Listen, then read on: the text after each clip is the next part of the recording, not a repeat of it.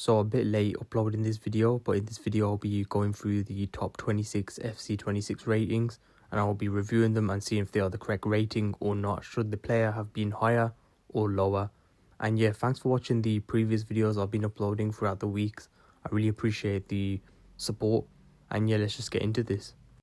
So first, in 26th place we have got Saka, who gets a +1 upgrade. I thought he was going to stay 87 as he did have a couple of injuries that season.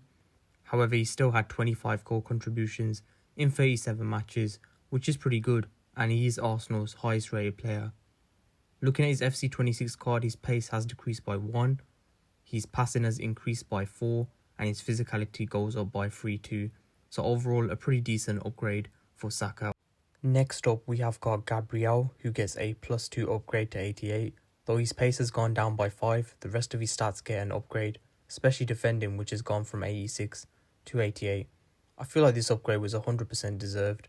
Gabriel is one of the best defenders in the Premier League, even having factors such as a 90.7% passing rate in the Premier League. And when Arsenal play with Gabriel starting, Arsenal also concede 0.8 goals per 90 minutes.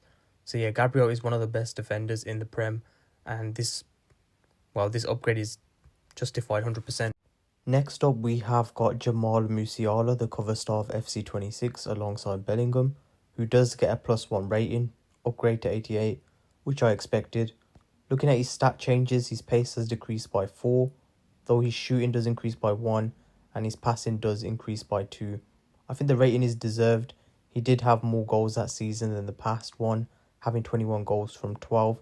I do think, however, EA Sports would have given him an upgrade either way, as he is on the cover star, and I feel like if you're on the cover star, the other upgrade will keep you the same really. Next is Isaac, who receives a +3 upgrade to 88 rated. Looking at his stats, the new Liverpool signing has had a -2 decrease in pace, but has had a huge +5 increase in shooting to 89. Though his passing and physicality have gone down, does Isaac deserve the upgrade overall? I would say yes. He did have 27 goals, 6 assists in 42 matches, which is a very, very good season to me. So yeah, the rating is correct. So moving on to Lautaro Martinez, he does get a -1 downgrade, which I think is the correct rating, given that last season he did have 5 less goals in more matches of 49 than last season of 27 goals in 44 games. Looking at his stats on his actual card, his pace has decreased by 1, while dribbling has decreased by 3, but overall it is still a good card to use.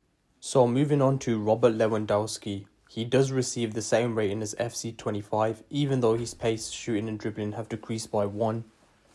He had 42 goals, 3 assists in 52 matches last season, a way better season than the previous one before that, having 26 goals, 9 assists in 49 matches. So I think he should have been 89 rated, as even though they say EA give a lower rating or keep players the same when they get older, Lewandowski is definitely an 89 rated player. So next we do have Courtois, who has stayed the same rating and has had no change in stats. He's still very consistent, to be fair, so therefore a fine rating. I believe he did have 11 clean sheets in 30 games last season, having 0.97 goals conceded per match, which is great numbers for Real Madrid. But yeah, Courtois has been so consistent throughout his career.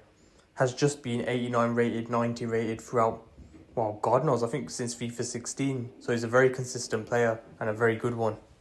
So moving on, Wirtz does get a +1 upgrade to 89. Looking at his card, his pace decreases by 1, passing increases by 1, but his shooting increases by 4, and dribbling by 1 as well. So a very good card. Of course, Wirtz hasn't had the best start for Liverpool. I think 7 games and just 1 assist. But looking at last season, he did have 16 goals, 14 assists in 45 matches. Whilst the other season, which, was better, he had 18 goals, 19 assists in 49 matches. So in my opinion, he should have stayed 88 rated, not get an increase in rating. But it's not too substantial. So moving on to Vinicius, he does get a -1 downgrade to 89. But the thing is, he gets no stat downgrade at all, so it's like he never got a downgrade in the first place.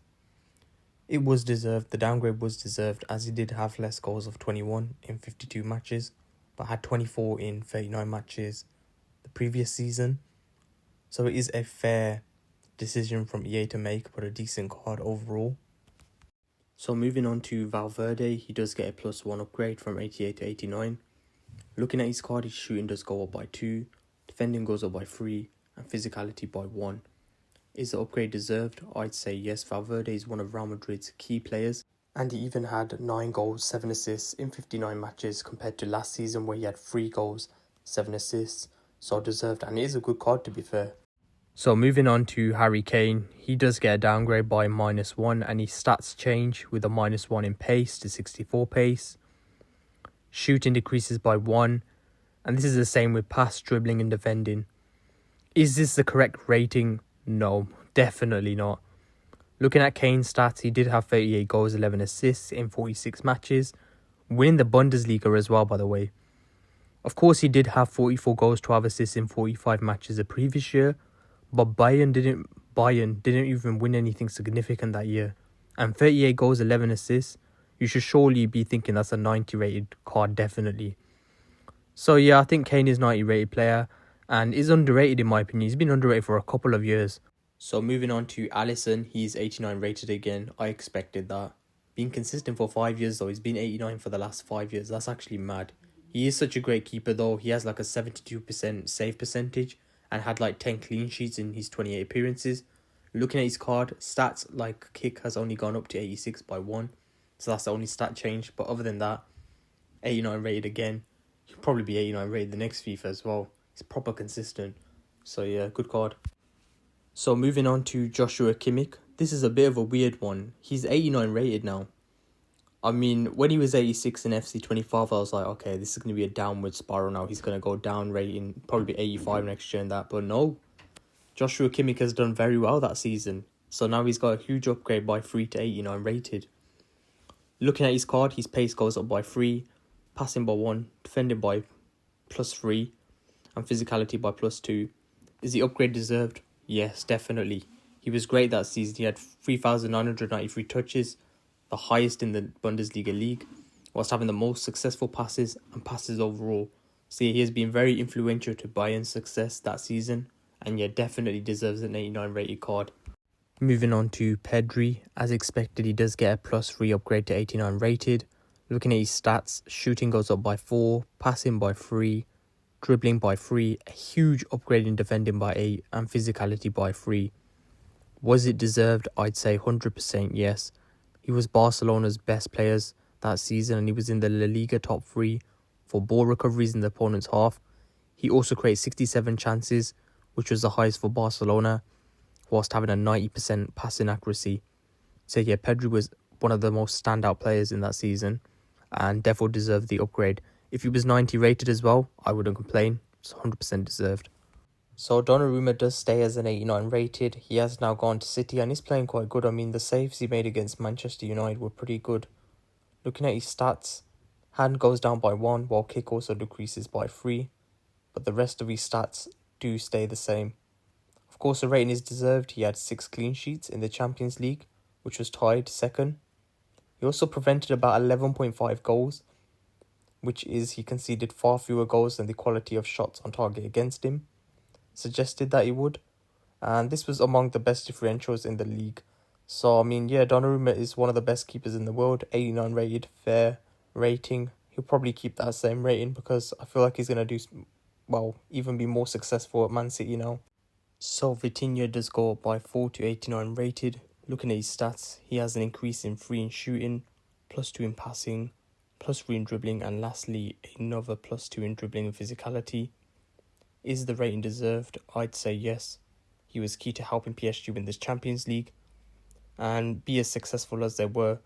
He made 137 line-breaking passes whilst being pressured within 4 metres, which is more than any other player in the Champions League in 2024 to 25.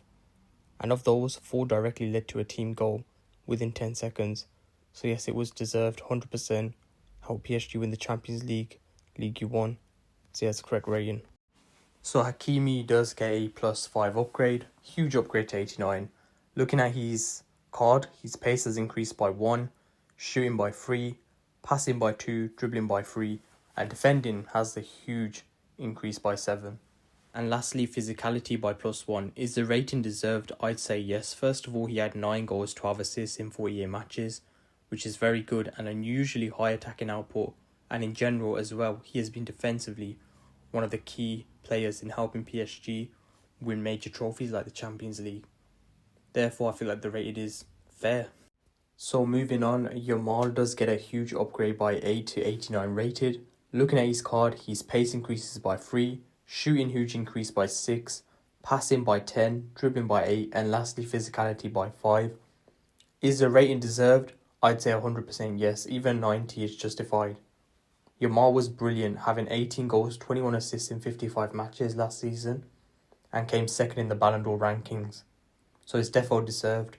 But being 89 rated at 18 is actually insane, and I do see him eventually being 90 rated or even 91.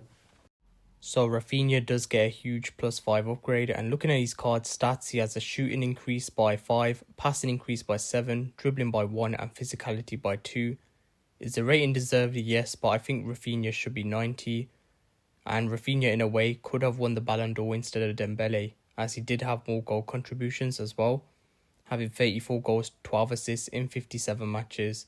So I think he should be 90 at least.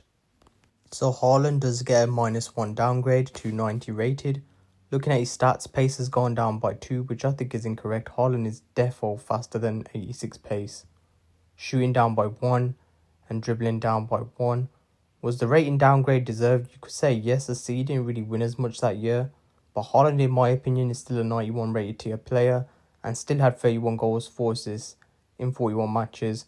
I do think he'll probably go back up to 91 next year. So Bellingham, the cover star, receives the same rating as the last game. Looking at his stats, his shooting decreases by 1, but dribbling goes up by 2, as well as physicality. I knew Bellingham would have defo have been 90 rated, as I feel like they wouldn't downgrade the cover star.